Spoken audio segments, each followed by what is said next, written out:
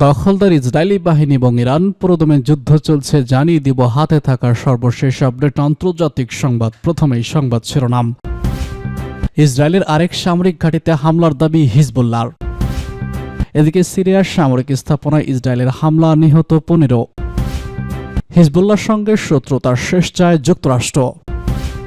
এদিকে পূর্ব এশিয়ার জলসীমায় যুক্তরাষ্ট্র, জাপান ও দক্ষিণ কোরিয়ার যৌথ মহড়া। সর্বশেষে জানিয়ে দেব প্রতিরক্ষা জোরদার ও মধ্যপ্রাচ্য স্থিতিশীলতা নিয়ে সৌদি যুক্তরাজ্যের বৈঠক। ইসরায়েলের আরেক সামরিক ঘাঁটিতে হামলার দাবি হিজবুল্লাহর। ইসরায়েলের আরেক সামরিক ঘাঁটিতে হামলা চালানোর দাবি করেছে ইরান সমর্থিত লেবাননের সশস্ত্র গোষ্ঠী হিজবুল্লাহ। শুক্রবার কাতার ভিত্তিক গণমাধ্যম আল জাজিরার লাইভ প্রতিবেদনে সব তথ্য জানানো হয়েছে। হিজবুল্লাহর এক ঘোষণা জানিয়েছে তারা ইসরায়েলের উত্তর অঞ্চলের একটি শহরে স্রাগা সামরিক ঘাঁটিতে হামলা চালিয়েছে। তবে এতে কি পরিমাণ ক্ষয়ক্ষতি বা হতাহতের ঘটনা ঘটেছে সেই সম্পর্কে বিস্তারিত কিছু জানানো হয়নি। ইসরায়েলও এই হামলা সম্পর্কে এখনো পর্যন্ত মুখ খোলেনি। এর আগে হিজবুল্লাহ দাবি করে তারা তেল আবিবে তেল টাইম সামরিক ঘাঁটিতে হামলা চালিয়েছে। গত বছরের অক্টোবর থেকে গাজা, ইসরায়েল ও হামাসের মধ্যে যুদ্ধ চলছে। এতে গাজা এখনো পর্যন্ত 43,000-এর বেশি ফিলিস্তিনি নিহত হয়েছে, আহত হয়েছে লক্ষাধিক। গাজায় ফিলিস্তিনিদের প্রতি সমর্থন জানিয়ে গত বছরের নভেম্বর থেকে ইসরায়েলের বিরুদ্ধে হামলা চালাচ্ছে হিজবুল্লাহ। এর জেরে ইসরায়েল ও লেবানন হিজবুল্লাহকে লক্ষ্য করে একের পর এক হামলা চালিয়ে যাচ্ছে। সেই সঙ্গে লেবাননে গত সেপ্টেম্বর থেকে স্থল অভিযান শুরু করেছে ইসরায়েলি বাহিনী। ইসরায়েলের পক্ষ থেকে হুঁশিয়ারি দেওয়া হয়েছে হিজবুল্লাহকে নির্মূল না করা পর্যন্ত তাদের এই অভিযান থামবে না। সিরিয়ায় সামরিক স্থাপনায় ইসরায়েলি হামলা, নিহত 15। মধ্যপ্রাচ্য জুড়ে বাড়ছে যুদ্ধের দামামা। গাজা থেকে শুরু করে লেবানন, ইরান এমনকি সিরিয়া হামলা চালিয়ে আসছে ইসরায়েল। সিরিয়া ইসরায়েলি হামলায় এখনও পর্যন্ত 15 জন নিহত হয়েছেন। বৃহস্পতিবার বার্তা সংস্থা রয়টার্সের এক প্রতিবেদনে এসব তথ্য জানানো হয়েছে।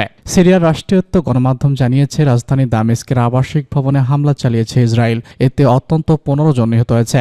অন্যদিকে ইসরায়েল জানিয়েছে তারা সশস্ত্র গোষ্ঠী ইসলামিক জিহাদের সদর দপ্তর ও সামরিক স্থাপনায় হামলা চালিয়েছে। সিরিয়ার একটি সামরিক সূত্রের বরাতে সানা নিউজ এজেন্সি জানিয়েছে মাজে ও কুদ্দা এলাকায় আবাসিক ভবনেও হামলা চালানো হয়েছে। এলাকাটি রাজধানী থেকে পশ্চিম অঞ্চলে অবস্থিত। ইসরায়েল বছরের পর বছর ধরে সিরিয়া, ইরান সংশ্লিষ্ট নিশানায় হামলা চালিয়ে আসছে। তবে গত বছরের 7 অক্টোবর থেকে শুরু হওয়া হামাস ইসরায়েল যুদ্ধের পর এই হামলা আরও বহু গুণ বেড়েছে। সিরিয়ার মাজিক এলাকার উচ্চ ভবনগুলোতে অতীতে কর্তৃপক্ষ ফিলিস্তিনের স্বাধীনতাকামীদের সংগঠন হামাস ও ইসলামিক জিহাদের নেতাদের আবাসন হিসেবে ব্যবহার করে আসছে। এলাকাটি থেকে সাম্প্রতিক হামলায় পালিয়ে যাওয়া বাসিন্দারা জানান সিরিয়ার জামেহ এলাকাটিতে লেবাননের প্রতিরোধ যোদ্ধা হিজবুল্লাহ ও ইরানের বিপ্লবী গার্ড বাহিনী ঘাঁটি হিসেবে ধরা হয়। এলাকাটিতে ইসরায়েলি হামলায় এসব গোষ্ঠীর কয়েকজন কর্মব্যক্তি নিহত হয়েছেন। সিরিয়ার রাষ্ট্রীয় টেলিভিশন জানিয়েছে দামেস্কের গ্রাম অঞ্চলে বিস্ফোরণের শব্দ শোনা গেছে। তবে এ বিষয়ে বিস্তারিত কিছু জানায়নি সংবাদ মাধ্যমটি। সিরিয়ার রাষ্ট্রীয় গণমাধ্যম আরও জানিয়েছে উত্তর লেবাননের সীমান্তের কাছাকাছি এলাকায় হামলা চালিয়ে আসছে ইসরায়েল।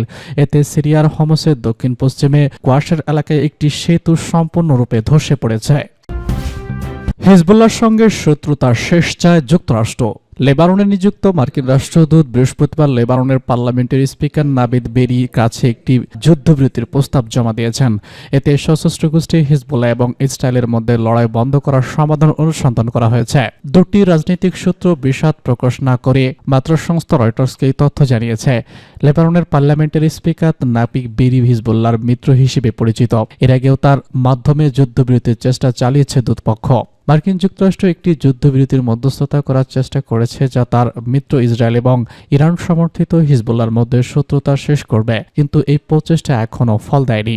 গাজা যুদ্ধের সমান্তরালে আন্তঃসীমান্ত সংঘর্ষের পর ইসরায়েল সেপ্টেম্বর শেষের দিকে লেবাননে বিমান ও স্থল অভিযান শুরু করে।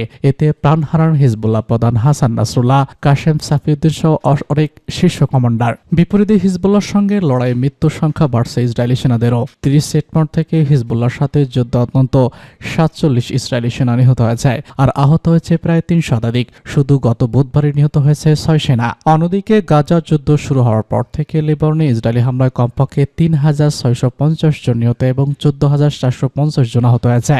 এদিকে বুধবার ফ্রান্সের পররাষ্ট্রমন্ত্রী জিন ম্যাটন জানিয়েছেন যুদ্ধবিরতির পরও লেবাননে হামলার স্বাধীনতা চায় ইসরায়েল। গত সপ্তাহে ইসরায়েলের জেরুজালেমে দেশটির কৌশলগত বিষয়ক মন্ত্রী রন ডার্ডন ও নতুন প্রতিরক্ষামন্ত্রী ইসরায়েল কাটজের সঙ্গে আলোচনা করেছেন জিন ব্যানেট। আলোচনার পর একটি সংসদীয় শুনানিতে বক্তব্য রাখার সময় তিনি বলেছেন, ইসরায়েলি কর্মকর্তারা বারবার যুদ্ধবিরতিতে এই একটি চুক্তি শর্ত ছাপিয়ে দিচ্ছে। যদিও এমন শর্ত মেনে হিজবুল্লাহ যুদ্ধবিরতিতে রাজি হবে কিনা তা নিয়ে জোর সংশয় রয়েছে। এমনকি এমন সূত্র আগ্রহ করতে পারে ফ্রান্সও। লেবাননের সঙ্গে পুরনো সম্পর্ক রয়েছে ফ্রান্সের। প্যারিস চায় দ্রুত ইসরায়েলে হামলা বন্ধ করে লেবানন পুনর্গঠনের সহায়তা করতে। পূর্ব এশিয়ায় জলসীমায় যুক্তরাষ্ট্র, জাপান, দক্ষিণ কোরিয়ার যৌথ নৌমহড়া। বৃহস্পতিবার পূর্ব এশিয়ায় জলসীমায় একত্রে নৌমহড়া চালিয়েছে মার্কিন যুক্তরাষ্ট্র, জাপান এবং দক্ষিণ Korea. President Joe Biden Donald ট্রাম্পের কাছে ক্ষমতা হস্তান্তরের আগে এই মহড়া সম্পন্ন বলে ধারণা করা হচ্ছে। বৃহস্পতিবার এক প্রতিবেদনে খবর দিয়েছে রয়টার্স। এতে বলা হয়েছে, মার্কিন রণতরী ইউএসএস জর্জ ওয়াশিংটন ক্যারিয়ার ও জর্জ ফাইটারের নেতৃত্বে এই মহড়া পরিচালিত হয়।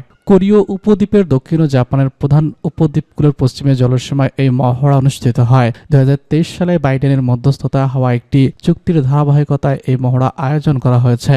এই চুক্তির ফলে সিউল ও কোটিও বহু বছরের বিরোধ পেছনে ফেলে যুক্তরাষ্ট্রের সঙ্গে দ্বিপক্ষীয় নিরাপত্তা সহযোগিতার জন্য ঐক্যমত হয়।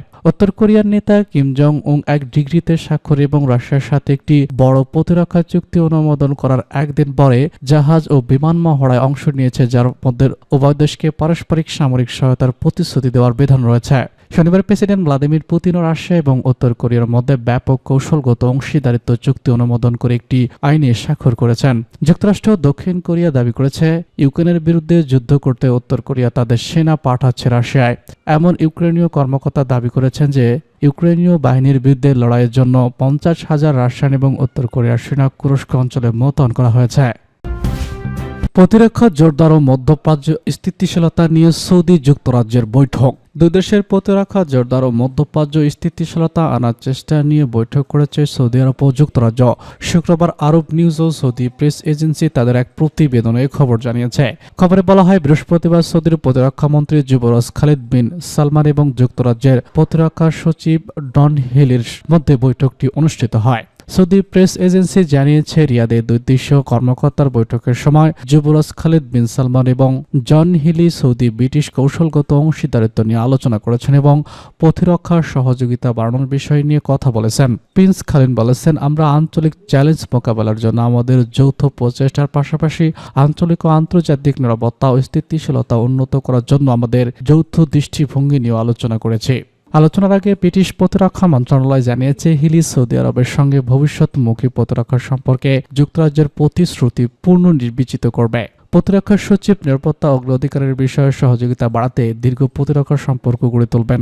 জুলাই মাসে লেবার পার্টির নির্বাচনে জয়লাভে প্রতিরক্ষা মন্ত্রী হওয়ার হিলি রিয়াদে তার প্রথম সফর করেছেন। বৈঠকে এবং গাজা লেবাননে যুদ্ধবিরতি চুক্তির চলমান চেষ্টা নিয়েও ফ্রান্স খলিলের সঙ্গে আলোচনা হয়েছে বলে জানানো করা হচ্ছে।